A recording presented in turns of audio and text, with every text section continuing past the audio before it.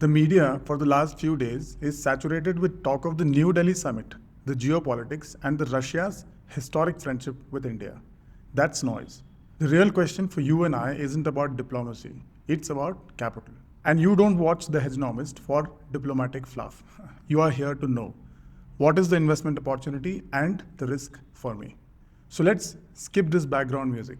We go straight to the Excel sheet and look at the actual numbers that are underpinned between the Modi and Putin talks.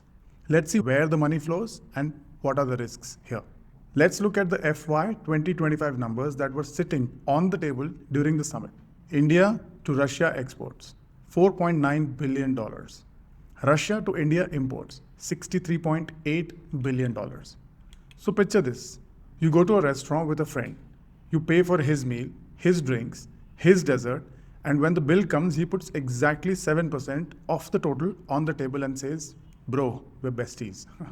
That's basically the trade relationship right now. Friendly? Absolutely. Balanced? That's 93% gap. Isn't just an imbalance. It's the market's way of saying we haven't even started using our trade potential. Everyone is excited because bilateral trade went from $13 billion in 2021 to $68 billion today. That's a 5x jump. But here is the catch. 50 billion of that jump is India buying Russia's crude because it was cheaper than Saudi or Iraqi oil. Remove oil and the growth is actually 1.6x in 4 years. That's decent. But it's not historic transformation, the headline promised. It's more like you found a coupon for your friend's restaurant and started eating there more often. Nice, but the menu doesn't suddenly become a Michelin star. Why haven't we grown faster? People say we've been friends since Cold War. True. And in 1999, we exported $720 million worth. In 2012, we peaked at $2.4 billion. And today, we stand at $4.9 billion. That's a perfectly respectable 7 to 8% compound growth. The problem? India's global exports grew at 12 to 13% in the same period. So Russia has actually been one of our slower markets for 3 decades.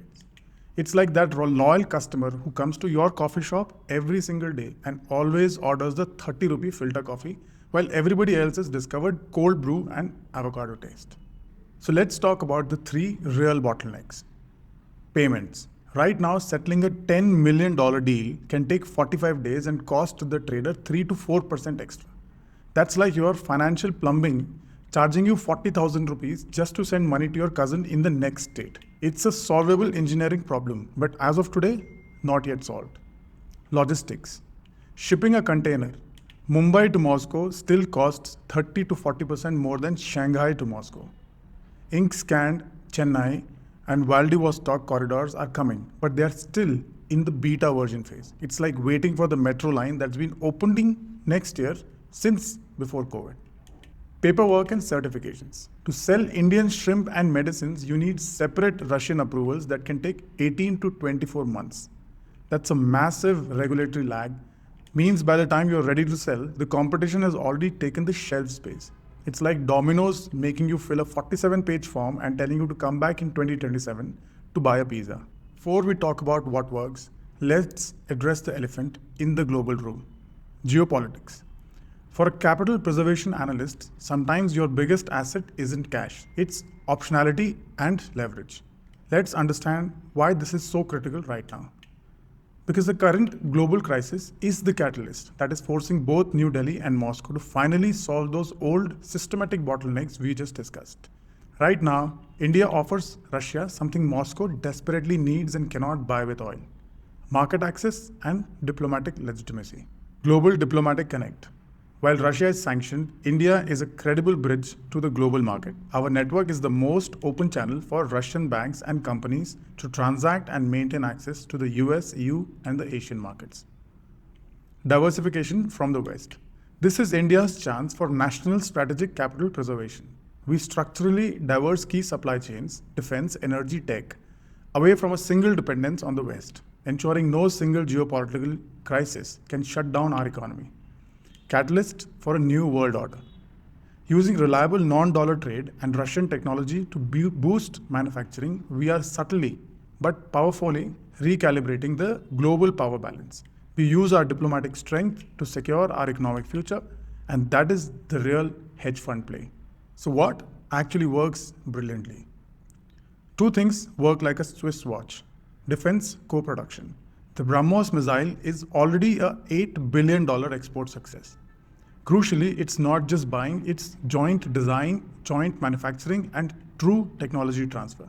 This pipeline is real and robust. This is the one table where both sides order the full course meal and truly split the bill properly. Civil nuclear.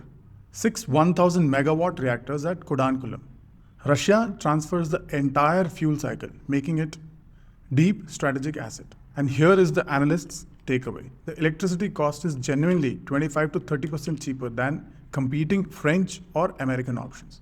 That's like finding a mechanic who fixes your car perfectly, teaches you how to do it yourself, and charges you less than upfront. Now let's talk about the Russian tech. Here are 5 areas where Russia is still world class and India is 10-20 years behind. If we are smart, we'll pick these 5 and go deep. Aerospace grade titanium. They make 32% of the world's supply, perfect for our AMCA fighter and future Boeing Airbus work in India. Single crystal turbine blades that run at 1650 degrees Celsius. We are still at 1350 degrees Celsius. That gap is literally the difference between the Kaveri engine working or not working. Nuclear icebreakers and shipbuilding. Russia is the leader in nuclear-powered icebreakers and has offered floating nuclear power plants. Crucially, India is already securing contracts to build non-nuclear icebreakers for Russia. This is a clear path to gaining high-end shipbuilding and Arctic operations technology. Battle-tested counter-drone systems. Russia has been stress testing these things for 4 years in a real war. That's priceless data no lab can give you. The Su-MKI template. We successfully absorbed the Russian Su-MKI technology transfer. So much so that we now integrate our own Indian weapons and our own avionics and electronic warfare systems into the platform, effectively creating a uniquely Indian modern Super Sukhoi variant. This full control over the platform's software and hardware is the ultimate template for future defense deals. Everything else we can buy cheaper or build faster with someone else. Let's talk about companies and sectors that might actually make you money in next 5 to 10 years. BrahMos Airspace, HAL Kalyani for defense and aerospace. NPCIL L&T Power for nuclear energy. Reliance and Naira for refining margins on Russian crude. Medhani plus Kerala Minerals for titanium supply chain. Shipping Corporation of India, Cochin Shipyard and Mazagaon Dock. Shipbuilding and Arctic logistics. These are the horses to bet on. The rest is noise. So here is the deal. Indo-Russian trade is a solid, decades-old relationship that's heavily skewed towards energy today. The friendship is real. So it's not yet a fairy tale, but it is not a tragedy, most importantly. It's a work in progress with a couple of absolute gems hidden inside. That's what the numbers say. And the numbers never lie. They just don't always shout. See you in the next one. Stay curious, stay skeptical, and always check the spreadsheet before you start your cheer. So thank you for tuning in and subscribe if you like this video. Bye-bye.